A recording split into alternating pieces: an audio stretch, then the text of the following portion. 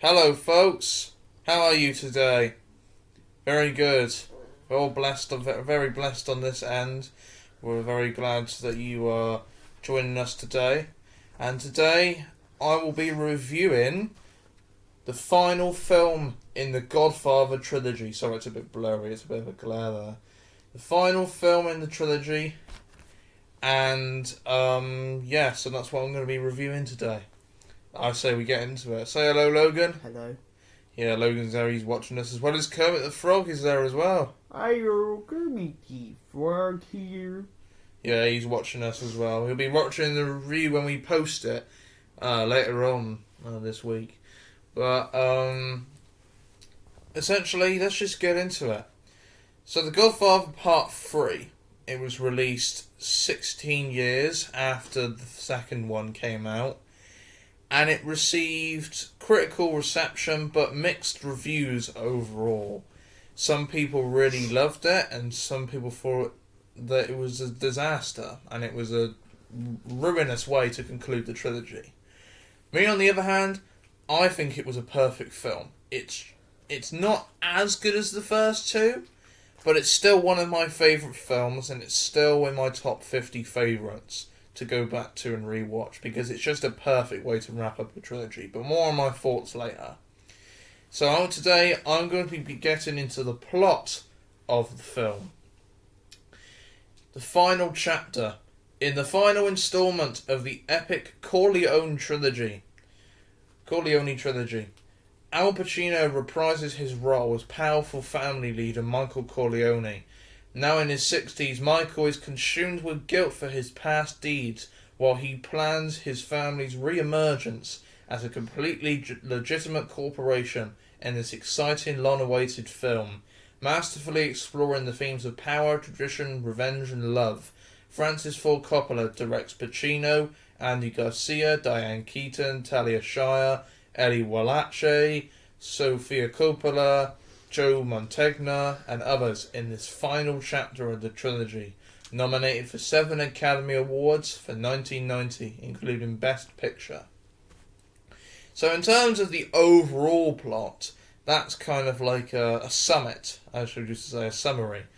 But the final chapter to the trilogy is very much an epilogue that wraps up the story of the first two. It picks up in the 60s, obviously. I think it's like 1966, 67, something like that. And it's either 66 or 67 it was in. But, it picks up at around that time. It's still very early on. And essentially, Michael is at a position where he is still the Don and he still is on the wrong side of the law, but he has regrets about his previous actions. He regrets about the death of his brother Fredo. He regrets the fact that he became the Don. He hates being the Don at this point in his life as he's old and withered. And what I like the most about the final chapter is that they really do explore how there is no escape and how there's possible redemption in the life, and how the first half of the film is all of the characters that are left over at the end of the first two trying to find a way to get out of this and trying to find a legitimate way to uproot their businesses. And so for the next generation of the Corleone crime family, it no longer is a crime family at that point, and it's a legitimate corporate business association. And so that's what Michael's trying to do. He's trying to legitimize the family. He's trying to get away from the crime. He's trying to get away from the life that he's living. And he's trying to get away from the gangsters that he is constantly having to overthrow. And there's a particular character in the first half of the film called Zaza, Joey Zaza. And which poses as a threat to Michael and his criminal organisation. And essentially, one of the characters I seem to forget his name, like Vincent, I think his name is Michael's. I think it's Michael's son or Michael's cousin, but he's very much a person that wants to live the life of a gangster, which is very much Vito in the second film. His storyline, he wants to live the life of a gangster and a powerful mafia man, which is the same thing that Vincent has in the first half of the film. And he wants to be the Dom, and he wants to be controlled, and he wants to control some of the stuff with Michael that's going on in the family. And all the meanwhile, Zaza, or Joey Zaza, which poses a threat to Michael, decides to send some men to Vincent's house with his girlfriend. And essentially, and I'll get more into his girlfriend in the second half of this review. But essentially, he's in a position where two men come to rob him. He kills the two men, and they say that it was Zaza that sent them. So then he knows that he can go to the Michael. Michael can help him out, and that's how they try and deal with Zaza. And then the halfway point of the film, Zaza gets taken out. He gets overthrown by Michael and Vincent.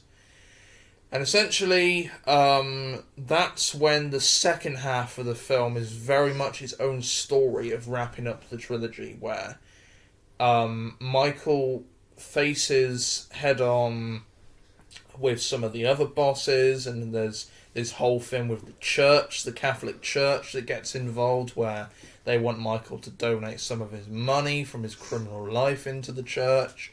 And it's very much a film, if you do not know stuff about the Catholic Church, or you haven't read up on the Catholic Church, there's certain events and certain scenes that you won't understand. Like there was a real life event where there was a pope that was made pope, and he was a Catholic in the church.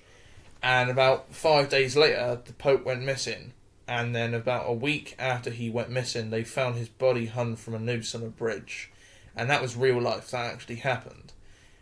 So this film tries to follow real life events in a certain way. But people who don't know about the Catholic Church may not have known about those events.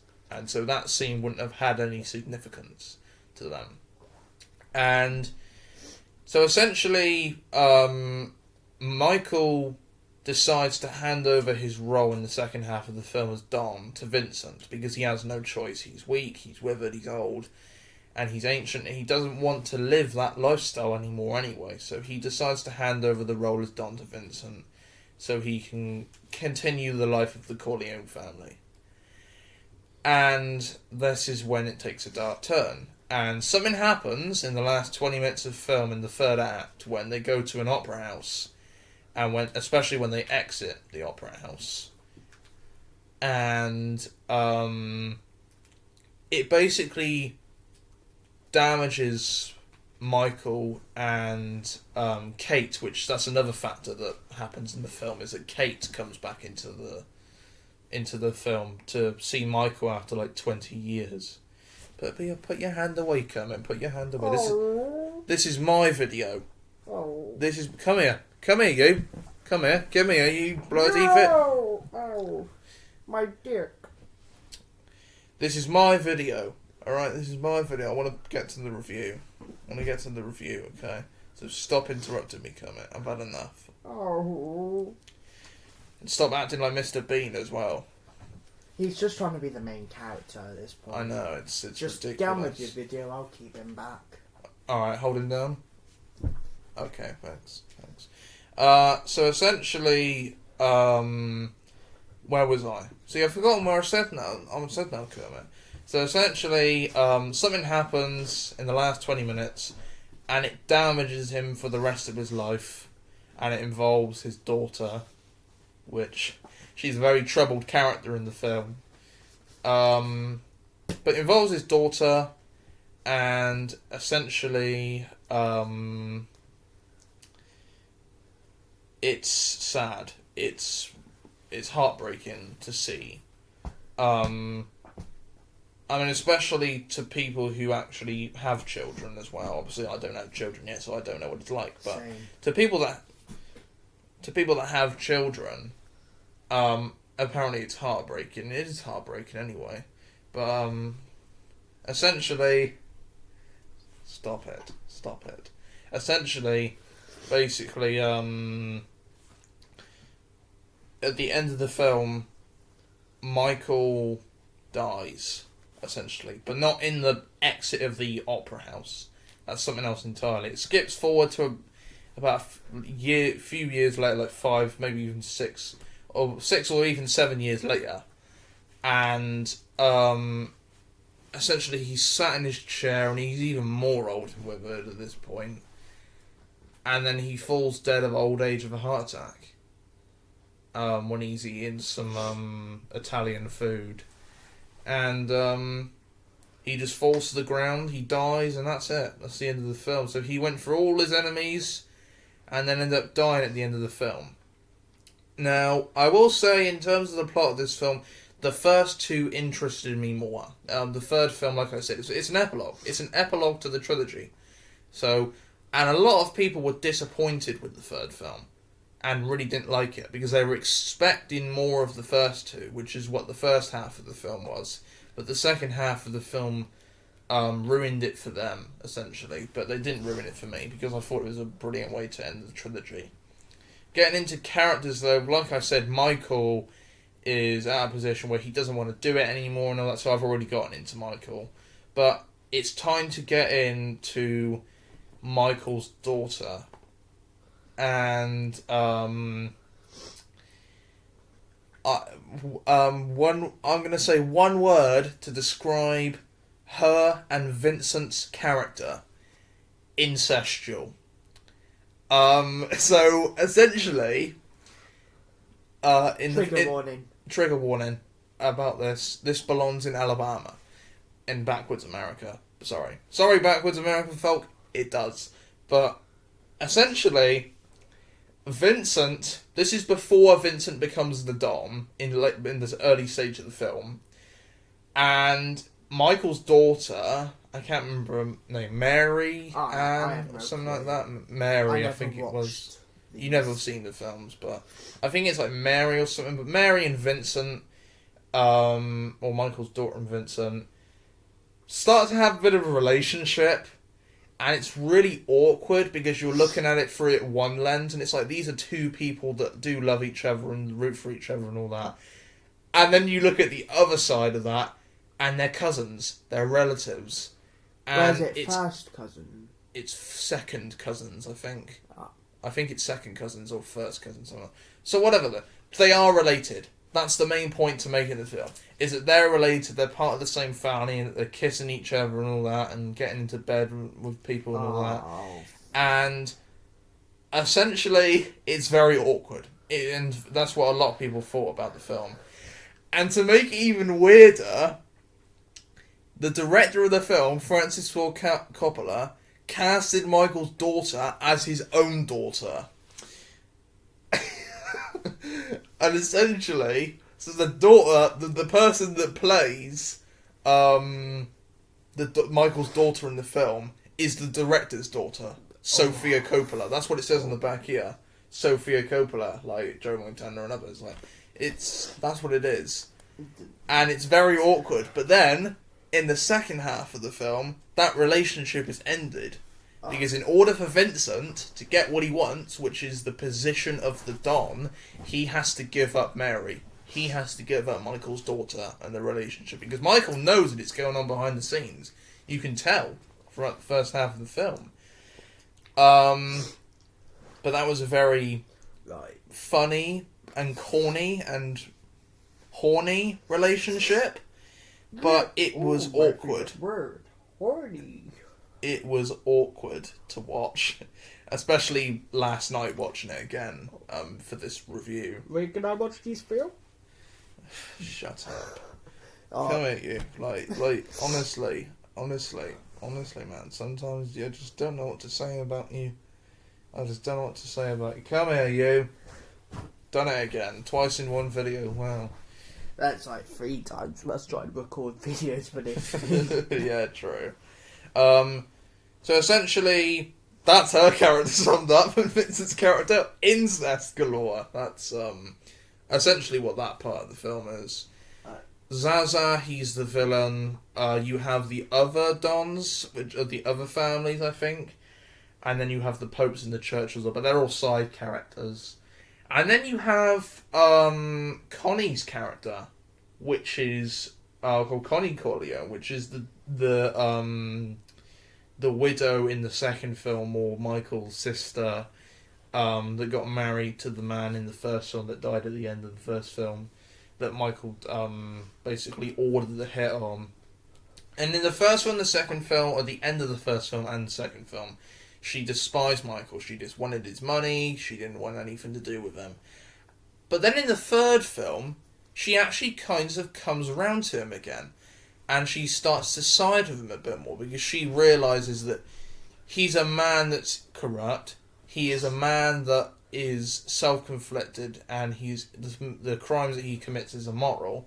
But realises that he does it for the family, and he does it to protect the family more than actually just being a mafia person. So she starts to sympathise with him, and there's a great storyline with that that's involved. And her character's very fascinating. And that's pretty much the characters, I would say, of the film that are mostly summed up. Now, what do I give it a rating of? Obviously, it's still 10 out of 10. Loved the some of the kills in it. Some of the kills were actually quite brutal in the third one compared to the first two, because the first two were made in the 70s. And essentially, the first two were more psychological with its violence, rather than tedious with its violence, like the third one was. But as a rating, I still give it 10 out of 10. I don't think it's as good as the first two. I think it's still an incredible film. It's an amazing wrap up to the trilogy, and it's absolutely deserving of a watch by those that have not seen it or have seen other people rate it less. And you could say this is a wrap up to this trilogy of and films. You could say that this is a wrap up to the trilogy of films that Logan's just said. And this is the end of the Godfather trilogy review series. Yeah, I have nothing else really to say but 10 out of 10. Thank you all for watching this review. I will have to mention next week I will be getting into a secret underground film that's one of my favourite films of all time. One of my favourite horror films of all time. And we'll be getting to it then next week in next week's review. We're starting a bit more underground films that people may not have heard of. You know, so we can, because people have heard of The Godfather. So there's no question about it. It's the most iconic film series. It's the most iconic trilogy of all time. I just wanted to do a few reviews of this for now. We will be getting back into the crime drama genre again. Don't you worry about that. But another series. With another film series that you will be joining us in pretty damn soon. Yeah. But I thank you all for watching this video again. Thank you for the support. God bless you all. And thank you for 27 subscribers. Yeah, thanks it for 27 might change subscribers. when this video is released or not. Yeah, hopefully it does. And hopefully we can gain more support by then as well for the people that watch our videos. And see you all next week for that horror film. And that underground film. Bye!